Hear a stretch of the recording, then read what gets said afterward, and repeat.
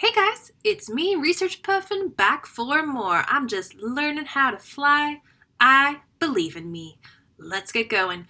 You're going to want to have in front of you your source number 1, source number 2, and source number 3 research pages. Today, we're tackling the biggest part of your research paper, the 3 body paragraphs.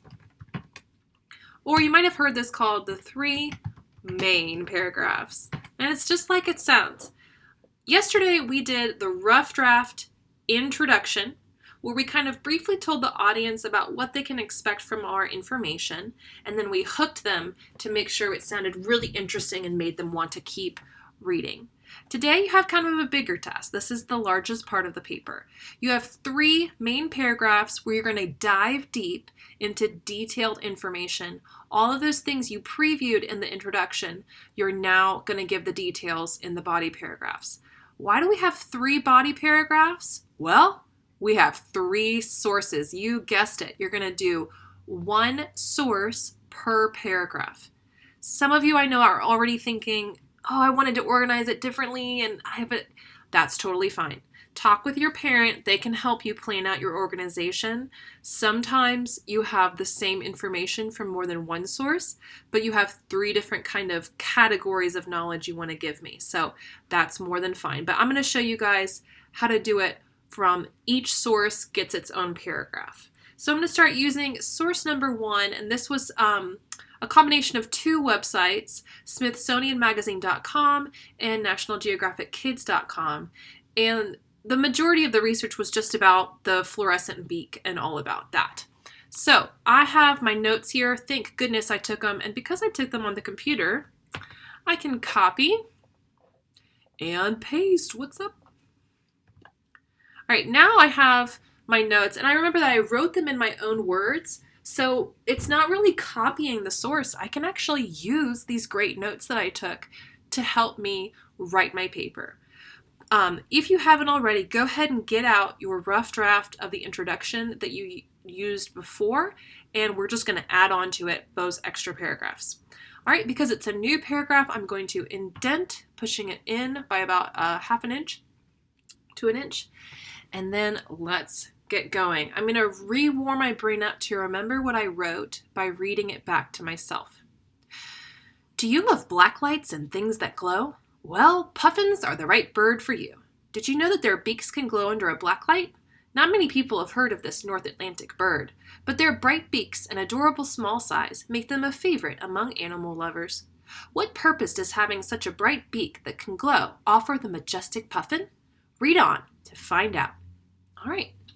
So, then I'm going to reread my notes just to familiarize myself with the notes. Puffins' beaks are fluorescent. Okay, I'm going to make that chunk glow under a black light. Okay, I'm going to make an equal sign so it's easy to see. Glow under a black light. Scientists think the beaks might glow in order to allow puffins to recognize each other. I'm going to take that down so it's easier to see. Allow puffins to recognize each other. P.S. Puffins can see UV light. Whoa! Okay, that's another cool fact I want to include in my paragraph.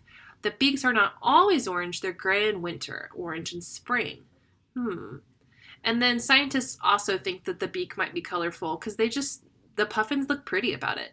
But this one's a little bit different than the others. It doesn't really have as much science to it, so I'm not going to include that fact.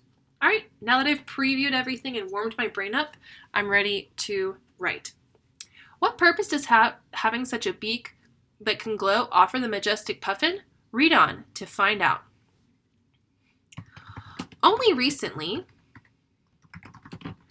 did scientists discover that, thank you, autocorrect. Scientists discover that puffins' beaks can glow.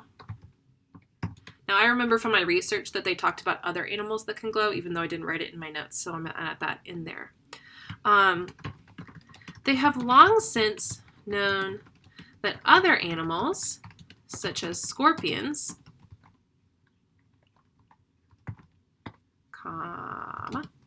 glow under a black light, and decided to test it with a puffin's beak as well.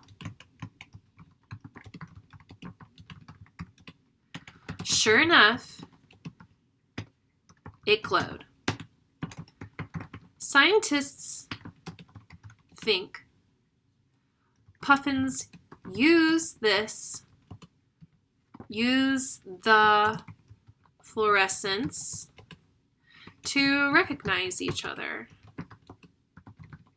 since they can, now that's a hard word to spell, since they can see UV ultraviolet, I think that's capitalized. I'll look at that later for my final draft. Isn't rough draft fun? You don't have to check on those things. Since they can see UV light that would be invisible to humans.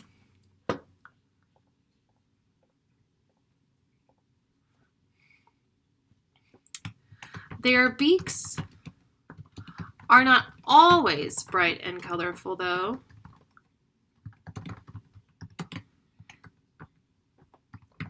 They're gray during the winter and only shift into the distinctive orange in spring. All right, that is a full body paragraph. Let's check it out. Let's see how many sentences that ended up being. 1, 2, 3, 4, 5, 6. It seems to be a pattern with me. I would be very happy for your sentences, your paragraphs to be between 3 and 5 sentences. Again, I went to 6. That's okay if you did too. But see, when you see it, especially if you type, it's not going to look super big, right? And all of this is the condensed information from my source number 1. So I took a lot of notes. I didn't include every single detail in there. I didn't have to.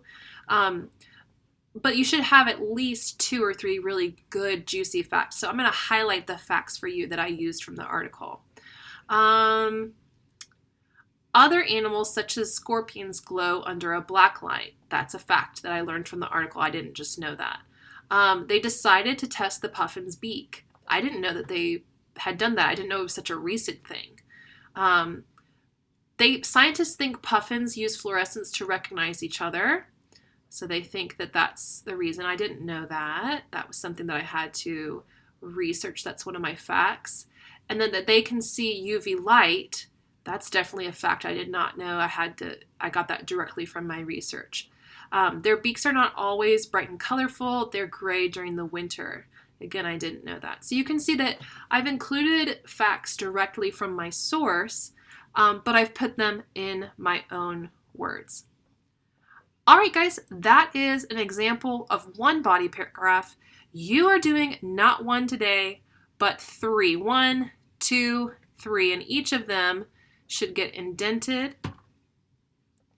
So by the end of today, don't just copy paste like I did the same exact words, but by the end of the day, you should have your introduction. You should have paragraphs 1, 2, 3 of your main body paragraphs. And then tomorrow, all we have to do is your conclusion, and you're all done.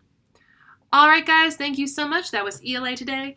Give me any questions you have in the comments, and have a great day. Bye.